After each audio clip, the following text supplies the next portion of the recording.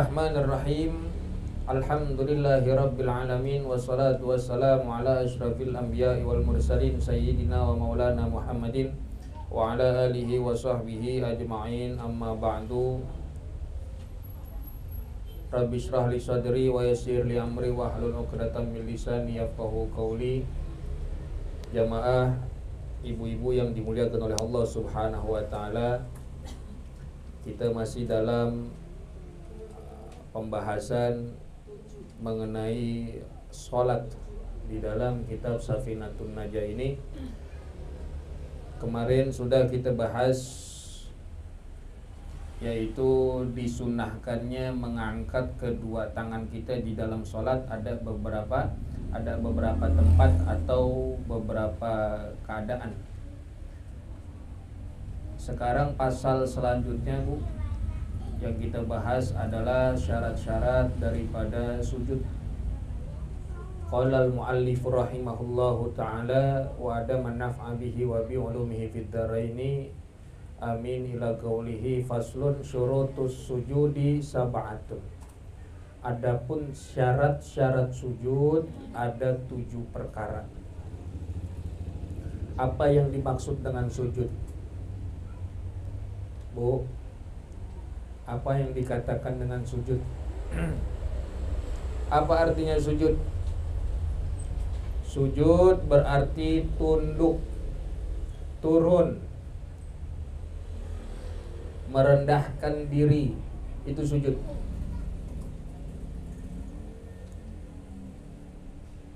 Yang maknanya menempelnya dahi orang yang sholat pada tempat sujudnya.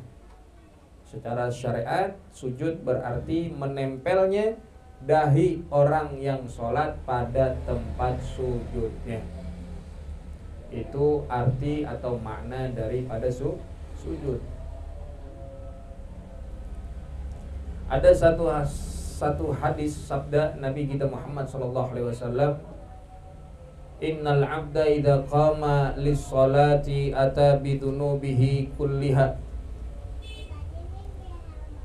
Sesungguhnya seorang hamba, hamba Allah Subhanahu wa taala, jika dia mendirikan sholat, dia datang dengan semua dosa-dosanya. Orang yang sholat didatangkan semua dosa-dosanya. Fawudi'at ala atiqaihi, dan diletakkan dosa-dosanya itu di atas pundaknya orang yang sholat.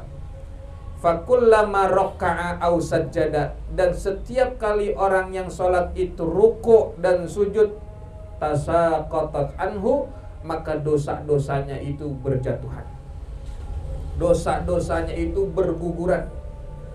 Jadi kalau orang yang sholat, dia ketika dia berdirinya, maka dia didatangkan dosa-dosanya semua, dan dosanya itu ditaruh di atas pundaknya.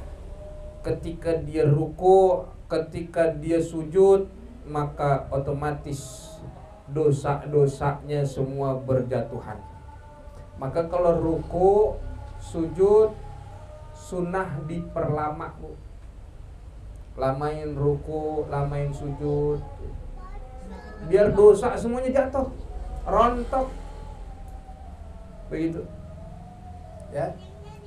Dan sujud ini merupakan,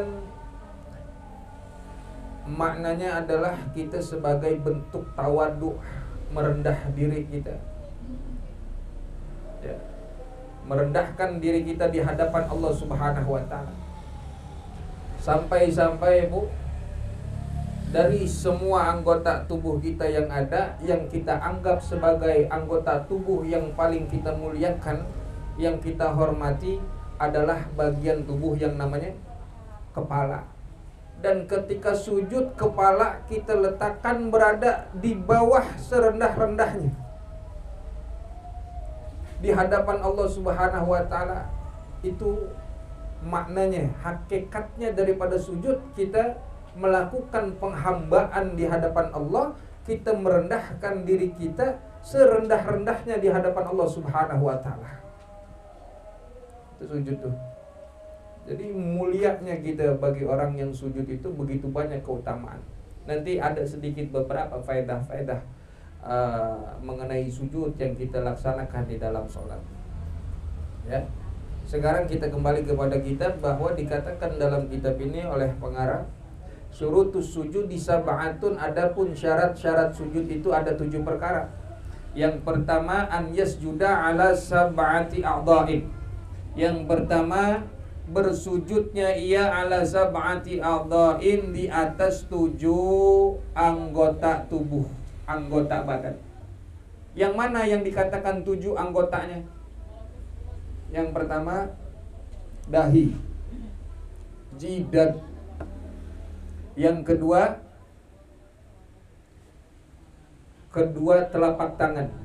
2, 3. Udah 3 tuh. Yang keempat, lutut kanan. Kelima, lutut kiri. Yang keenam, perut jari jemari kaki kanan. Yang ketujuh, jari jemari kaki kiri. Itu ada 7. 1 jidat, 2 tangan kanan kiri telapak tangan. Ya. Kemudian apa tadi? Yang keempat, lutut kanan. Yang kelima, lutut kiri. Yang keenam, jari jemari kaki kanan. Yang ketujuh, kaki kiri. Perutnya Bu ya. Tahu perut kan? Bagian dalam. Bagian dalam daripada seperti ini nih, perut nih namanya nih. Perut. Begitu. Itulah 7 anggota sujud yang ada pada badan kita. Yang kedua, wa antakuna jabhatuhu maksyufatan. Jidatnya, dahinya orang yang sujud itu maksyufatan, harus terbuka. Harus terbuka Bu. Jadi kalau menghalangi sujud nih pakai peci begini, atau pakai mukena ditutup seperti ini, sujudnya kurang sempurna. Harus terbuka. Sujud terlihat, terbuka, dan tidak ada yang menghalangi di sini. Kalau bagi orang laki, andai kata 1 helai atau 2 helai rambut masih diperbolehkan. 1 helai menghalangi, 2 helai rambut menghalangi, bagi orang laki masih dimaafkan. Tapi bagi perempuan 1 helai aja nggak boleh. Kenapa nggak boleh? Iya betul, aurat. Sholatnya batal, auratnya terlihat. Jangankan sujudnya, sholatnya batal karena auratnya terlihat. Gitu. Jadi harus terbuka jidatnya. Jangan ditutup, biar pakai mukena atau pakai selampe ditutup, pakai tisu. Harus terbuka jidatnya. Wajib, nanti kita bahas, ada bagian wajib terbuka dari anggota ini, ada yang wajib tertutup, ada yang boleh dibuka, ada yang boleh ditutup. Tuh gitu. Dari 7 anggota itu. Yang ketiga, watahamulu bira'sihi. Syarat daripada sujud adalah menekankan atau membebankan bira'sihi, dengan kepalanya. Menekankan dengan kita punya dahi di atas tempat sujud. Yaitu bagaimana caranya? Dengan memberatkan dan menundukkan kepala kita. Dengan kekuatan leher, ya, ditekan Bu kalau sujud tuh. Jadi nggak cuma nemplok nyentuh begitu, tapi ditekan. Andai kata ada kapasnya itu kempes, tuh begitu. Ya, patokannya di situ, batasannya. Andai kata ada kapasnya kempes. Jadi nggak cukup cuma nyentuh begitu tuh, tapi ditekan. Itu syarat daripada sujud. At-tahamul bi ra'sihi. Jadi kan posisinya kita ngejungkal gitu Bu. Posisinya ngejungkal, nggak tengkurap bukan, tapi ngejungkal, nungging. Nah, jadi bagian kepala ada di bawah, dan itulah yang dikatakan at-tahamul bi ra'si. Dia menekankan badannya, menekankan atau memberatkan dengan bagian kepalanya dia. Kemudian yang 4. Wa adamul huwi, dan tiada jatuh atau tiada dia turun li ghairihi untuk selain sujud. Sebagaimana ruku, sebagaimana i'tidal merupakan syarat juga daripada sujud, yaitu menyengaja untuk sujud di saat kita menjatuhkan tubuh, berniat untuk melaksanakan sujud, bukan jatuhnya ia di dalam sholat itu ke bawah karena ngambil duit, karena dikagetin seseorang, bukan, tetapi harus ada kesengajaan atau menyengaja dirinya berniat untuk menjatuhkan tubuhnya, melaksanakan sujud, ya. Dari i'tidal dia menyengaja dirinya terjatuh untuk melakukan sujud. Itu makna daripada ada mulhuwi li ghairi. Wa an la yasjuda ala syai'in yataharraku biharakatihi, dan tidaklah ia sujud ala syai'in di atas sesuatu yataharraku yang bergerak, itu sesuatu biharakatihi dengan gerakannya. Merupakan syarat sujud berikutnya, tidaklah orang yang sholat itu melaksanakan sujud di atas sesuatu yang sesuatu itu bergerak bersamaan dengan dirinya. Contoh, sorban. Ketika sujud, Allahu Akbar, sorbannya jatuh pas di lempengan kita punya sujud, jidat kita jatuh. Tuh, begitu nggak boleh tuh. Nih, ya, karena sorban itu bergerak bersama dengan kita. Sorban ini masuk bergerak bersama kita. Allahu Akbar, kecuali sorbannya jatuh. Ketika kita mau bergerak sujud, sorbannya jatuh, berarti kan sorban bukan bergerak dengan kita, bukan bergerak bersama kita, nggak ngikut kita tuh sorban, dia jatuh. Maka seperti itu nggak apa-apa.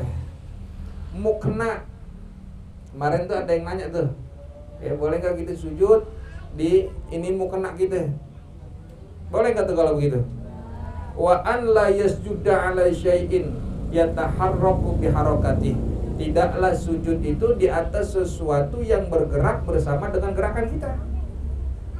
Mau kena ngikut kita nggak? Kita ke atas dia ikut ke atas, kita ke bawah dia ikut ke bawah, karena nempel di badan kita. Maka ketika kita sujud Allahu Akbar, mukena jangan sampai menghalangi tempat sujud kita, terutama dahi, dahi, karena dahi adalah bagian anggota sujud yang wajib terbuka. Gak boleh tuh. Kalau umpama kita mau sujud, taunya ada tangan bocah, kita ngalengin, pas banget di tempat sujud kita, di dahi. Boleh nggak sujud di atas tangan orang lain? Hah? Assalamualaikum. Boleh nggak sujud di atas tangan orang lain? Ini ada dua mazhab nih. Ada yang boleh, ada yang nggak boleh. Boleh nggak sujud di atas tangan orang lain? Oh, ada 3 mazhab nih. Ada yang boleh, ada yang nggak boleh, ada yang nyengir doang. Boleh nggak saya cuma nanya nih, boleh nggak sujud di atas tangan orang lain? Nggak boleh. Ada yang bilang boleh? Nggak ada. Apakah tangan orang lain bergerak bersama kita? Berarti boleh nggak? Nah gitu.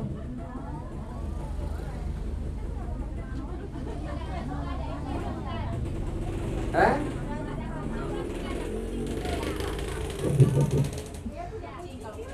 Ya kan bergerak.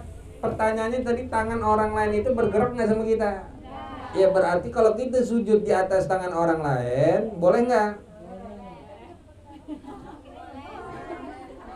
Kenapa saya katakan gitu? Karena itu di dalam kitab I'anatul Thalibin dibahas. Bersujudnya dia di atas tangan orang lain itu masih diperbolehkan. Karena sebab tangan orang itu bukan sesuatu yang dibawa sama dirinya dia. Itu betul gak? Jadi sesuatu yang munfasil itu yang terpisah dengan kita, maka maupun itu menghalangi tempat sujud kita. Contoh selampe jatuh. Tahu selampe nggak, Bu? Iya, kali kagak tahu selampe. Selampe gitu jatuh dari kantong, plek, ngalingin tempat sujud, boleh. Karena dia nggak bergerak sama kita. Ketika kita mau turun jatuh sujud, dia udah lepas dari kita. Itu. Ya. Apa-apa ya? Tangan orang contohnya katanya. Begitu, Bu ya.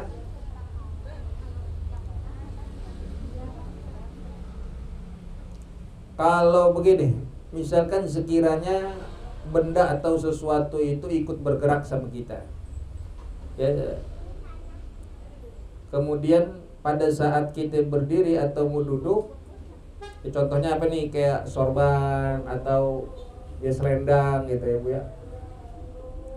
Ketika kita tahu keharamannya dan juga sengaja seperti ini, kita tahu ini kagak boleh karena merupakan syaratnya itu tidak boleh ada yang menghalangi, nggak boleh kita sujud di atas sesuatu tersebut.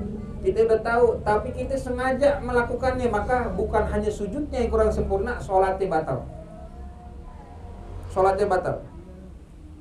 Ya, karena kita udah tahu keharamannya, nggak boleh karena ini merupakan syarat. Sujud itu tidak boleh ada sesuatu di atasnya.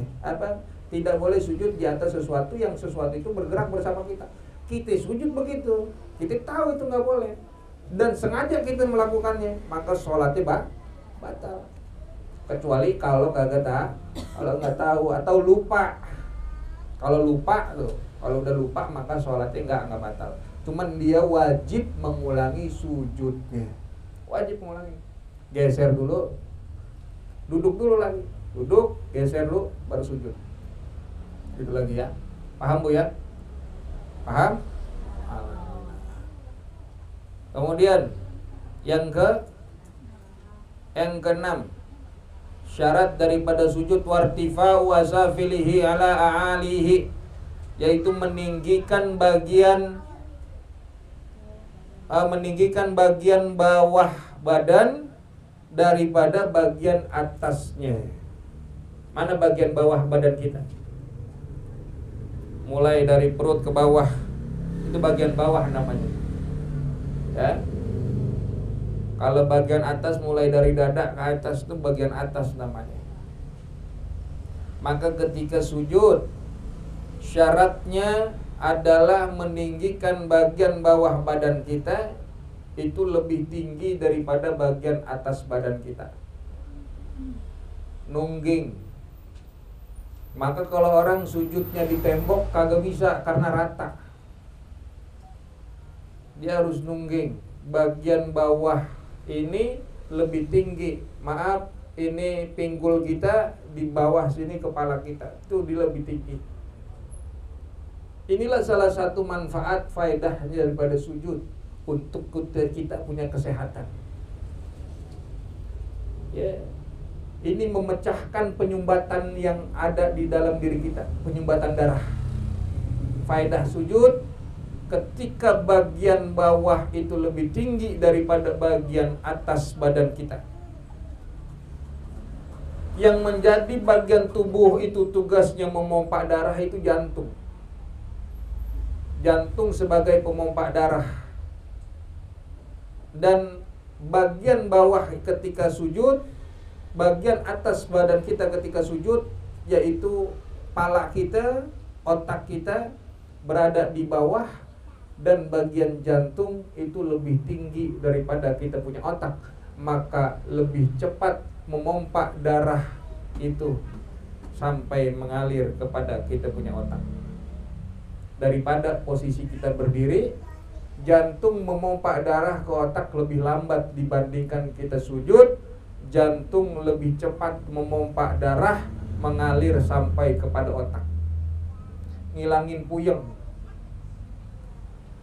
Maka sujud lama-lama banyak faedahnya untuk kita punya kesehatan, agar lancar aliran darah kita sampai kepada ke kepala. Untuk memecahkan penyumbatan darah biasanya ada di sini, tersumbat. Maka biasa ibu kalau puyeng di sini dulu rata pegelnya, kemudian baru kemari puyeng. Ini tersumbat darah di sini. Ini mompak jantung kemari, lebih cepat kemudian mengalir sampai ke otak, ngilangin puyeng. Sunnah memperlama sujud begitu, banyak keutamaannya. Maka kalau sujud jangan cuma tek bentar naik lagi, bentar turun naik lagi, bentar naik turun lagi. Yang ada lama-lama makin puyeng. Karena sujud faedahnya bisa kita buat ngilangin puyeng tuh, memecahkan penyumbatan darah semoga, kemudian darah mengalir sampai ke otak. Ada orang yang sujudnya lama banget, kagak bangun-bangun, dia nangis, bukan ngilangin puyeng, emang lagi puyeng mikirin belum bayar listrik. Makanya sujud lama banget ya. Kemudian Bu, begitu syarat daripada sujud. Yang keenam tadi adalah meletakkan bagian bawah badan lebih tinggi daripada bagian atas tubuh. Yang ketujuh, wa tuma'ninatu fihi, dan tuma'ninah di dalam sujud. Itu syarat-syarat daripada sujud. Tuma'ninah sujud dengan sekadar ukuran membaca subhanallah. Berapa kali bacaan tasbih di dalam sujud? Berapa kali bacaan tasbih di dalam sujud? Sunnahnya adalah 1 kali. Subhanallah atau subhana rabbiyal a'la wa bihamdi. Sunnahnya 1 kali bacaan sujud. Ya. Dan serendah-rendahnya kesempurnaan bacaan di dalam sujud adalah 3 kali tasbih. Itulah. 1 kali sunnah, lebih baik, lebih utama 3 kali. Ada yang paling banyak lagi, baca 5, 7, ada yang baca 11. Itu bacaan tasbih di dalam sujud. Dari berdiri, kan kalau kita udah tua, kan nggak bisa dengkul dulu kayak ini ya, kayak unta mau duduk gitu kan. Iya. Kalau saya kan tangan dulu, baru dengkul, baru sujud. Ya, ntar kita bahas itu ada di sunnah-sunnah sujud. Ada tenang aja Bu, kalau ya, lanjut sedikit di situ ada tambahan khatimatun a'dha'us sujudi sab'atun, anggota sujud ada 7. Ya, masuk kepada syarat yang pertama tadi, ini penjabarannya. Yang dikatakan anggota sujud itu ada 7. Yang pertama al-jabhatu, yaitu dahi. Al-jabhatu yaitu dahi. Dahi inilah bagian anggota tubuh yang wajib dibuka buat laki-laki maupun perempuan. Anggota tubuh yang wajib dibuka saat sujud adalah dahi bagi laki-laki dan juga perempuan. Wa butunul kafaini, dan perut-perut telapak tangan, dan perut-perut kedua telapak tangan. Wa butunul kafaini, dan perut-perut kedua telapak tangan, kanan sama kiri. Yang ini wajib dibuka apa ditutup? Dua telapak tangan ini boleh dibuka, boleh ditutup bagi laki maupun perempuan. Tandain, dua telapak tangan boleh dibuka, boleh ditutup buat laki-laki maupun perempuan. Kalau jidat, dahi wajib dibuka. Kedua telapak tangan kanan kiri boleh dibuka, boleh ditutup. Umpama lagi dingin, sholat ibu kedinginan, pakai sarung tangan nggak apa-apa, saat sujud ditutup. Ya kali aja ibu pergi ke Eropa, ya enggak, mau sembahyang kedinginan pakai sarung tangan. Iya, udah pernah sholat pakai sarung tangan? Pakai sarung tangan yang bener, jangan sarung tangan kiper, penjaga gawang, jangan, gede banget. Sarung tangan biasa ya, ada kedinginan yang kain itu. Kalau kedinginan biasa begitu Bu, pakai sarung tangan. Kemudian warukbatani, dan kedua lutut, lutut kanan maupun lutut kiri.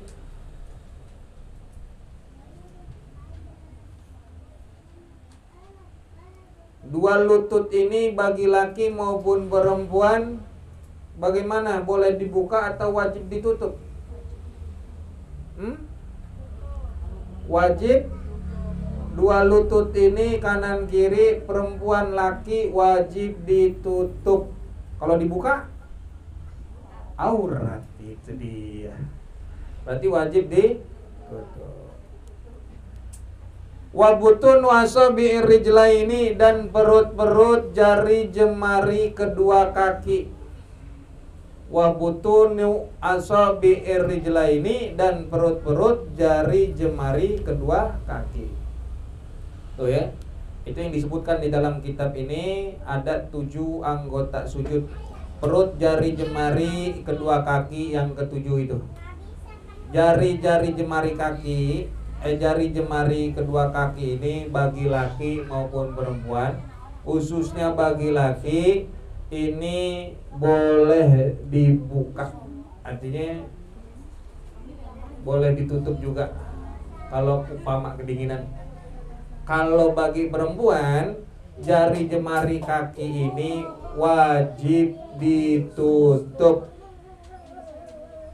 Bagi perempuan, perut, jari jemari kaki wajib ditutup. Coba kita ulangin. Anggota sujud yang wajib dibuka: dahi bagi laki maupun perempuan. Anggota sujud yang wajib ditutup bagi perempuan aja: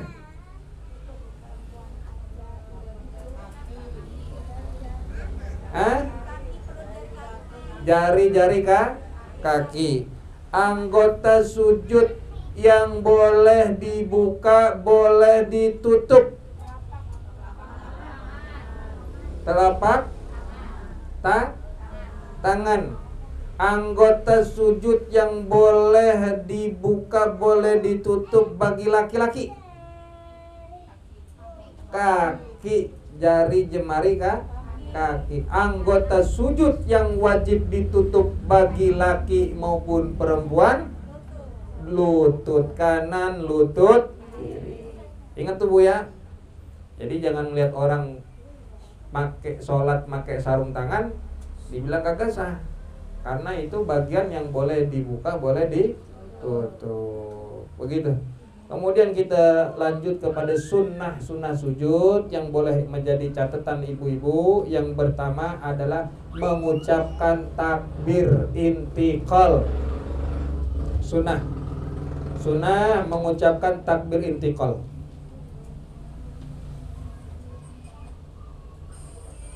Mengucapkannya Bu dibarengi atau bersamaan ketika awal bergerak kita dari i'tidal turun untuk sujud. Berarti bacaan takbirnya dipanjangkan, karena mulai dari i'tidal sampai ke sujud, turun ke bawah baca Allahu Akbar sampai ke akhir tempat sujud. Sunnah membaca takbir intiqal dan takbirnya dipanjangkan karena pergerakan dari i'tidal sampai ke tempat sujud kita. Itu yang pertama. Yang kedua, sunnah daripada sujud itu mengawali dengan meletakkan kedua lutut. Mengawalinya dengan meletakkan kedua lutut kanan kiri yang terpisah dengan jarak 1 jengkal. Yang terpisah dengan jarak 1 jengkal. Jadi lutut kanan sama lutut kiri jaraknya sejengkal. Sejengkal orang normal. Tuh. Mengawali turunnya kita ketika kita mau sujud, lutut terlebih dahulu, itu sunnah. Turun dulu, dan jarak lutut kanan kiri itu jaraknya sejengkal. Kemudian disusul dengan kedua telapak tangan. Disusul dengan kedua telapak tangan, meletakkannya sejajar dengan pundak. Tuh, segitu. enggak di sebelah sono sujud, tangannya taruh di sono, tapi sejajar dengan pundak. Disusul dengan meletakkan kedua telapak tangan yang sejajar dengan pundak. Ketika nanti pundak kita turun, nah sejajar tuh sama kita punya pundak telapak tangan kita. Kemudian mengangkat kedua lengan dari tanah, itu sunnah. Mengangkat kedua lengan dari tanah, diangkat. Jadi nggak begini naruhnya, tapi diangkat begitu tuh. Nggak diturunin begitu. Ya, tapi diangkat dari tanah. Kemudian meletakkan dahi bersamaan dengan hidung, itu sunnah. Meletakkan dahi bersamaan dengan hidung. Pas turun, jadi jidat sama hidung kita jatuhnya barengan. Jatuhnya barengan. Begitu cara sujud. Mulai dari lutut dulu yang turun, kemudian tangan kita turun sejajar dengan bahu, dengkul jaraknya sejengkal. Kemudian menjatuhkan dahi sama hidung bersamaan ke tempat sujud. Begitu cara sujudnya. Dan sunnah mengangkat lengan, ini namanya lengan nih, dari tanah. Jangan ditidurin begitu, diangkat. Dan bagi perempuan sunnahnya dirapatkan. Ini lengan atas ini rapat. Kalau orang laki direnggangkan, umpama anak kucing lewat bisa masuk kalau orang laki. Tapi kalau orang perempuan dirapatkan. Kayak kemarin kita belajar ruku, nah ruku kan dirapetin gitu, nggak boleh direnggangin kalau perempuan, sunnahnya. Ya. Jari-jari tangan kita bagaimana? Rapat begini, merapatkan jari jemari tangan, itu sunnah. Tulis, nggak ingat lagi. Merapatkan jari jemari tangan kita, rapat dengan ujung-ujungnya menghadap ke arah kiblat. Merapatkan jari jemari tangan dan ujung-ujungnya menghadap ke arah kiblat. Ujung jari maksudnya menghadap ke arah kiblat.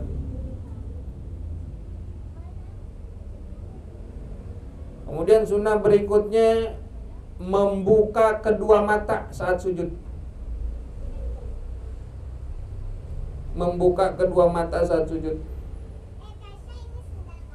Malah dimakruhkan di saat sujud memejamkan mata. Sunnah membuka kedua mata. Sunnah membuka kedua mata. Kaki bagaimana? Kaki keadaannya ditegakkan. Jari jemari berarti begini. Tuh. Jari jemari menghadap ke arah kiblat. Jari jemari kaki juga menghadap ke arah kiblat semampunya. Kalau misalkan ada bagian jempol, bagian kelingking yang nggak bisa ketekuk, ya udah. Atau bagian jarinya mananya, yang penting semampunya.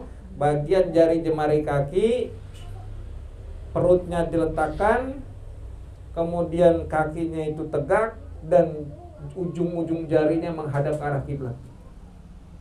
Jaraknya sejengkal. Kaki kanan sama kaki kiri jaraknya sejengkal, sunnah. Sunnah sejengkal. Udah Bu? Itu dia. Sunnah sujud. Dan yang terakhir membaca doa atau tasbih. Tasbih tadi 1 kali, sunnah. Ya, kemudian paling sempurnanya ada yang 3 sampai 11 kali bacaan tasbih. Perbanyak baca doa Bu di dalam sujud. Memperbanyak baca doa di saat sujud. Karena sabda Nabi Muhammad SAW, aqrabu ma yagunul abdu min rabbihi fahuwa wa huwa sajidun. Aqrabu ma yakunul abdu min rabbihi wa huwa sajidun fa'akthirud du'a. Yang paling dekat bagi seorang hamba dengan Tuhannya, dengan Allah Subhanahu wa taala adalah di saat hamba tersebut melaksanakan sujud. Itu paling dekat malah. Fa'akthirud du'a, maka perbanyaklah doa. Nih hadis ini kalau kita pahamin, Bu, jarak orang yang paling dekat dengan Tuhannya, seorang hamba, yaitu di saat dia sujud. Sujud kemana, Bu? Sujud ke bawah. Ini maknanya untuk menafikan daripada orang-orang yang mengatakan bahwasanya Allah ada di atas. Kalau Allah ada di atas, Allah bersemayam di atas, berarti jarak yang paling dekat hamba dengan Tuhannya di puncak. Benar kagak? Ikan tinggi dia. Lebih dekat dia dengan Tuhan, lebih dekat dia dengan Allah karena dia berada di atas. Karena dia berada di posisi yang tinggi. Sedangkan hadis ini adalah aqrabu ma yakunul abdu. Yang paling dekat jarak seorang hamba dengan Tuhannya adalah di saat dia wa huwa sajidun, di saat dia sujud. Dia di saat sujud berarti dia berada di bawah.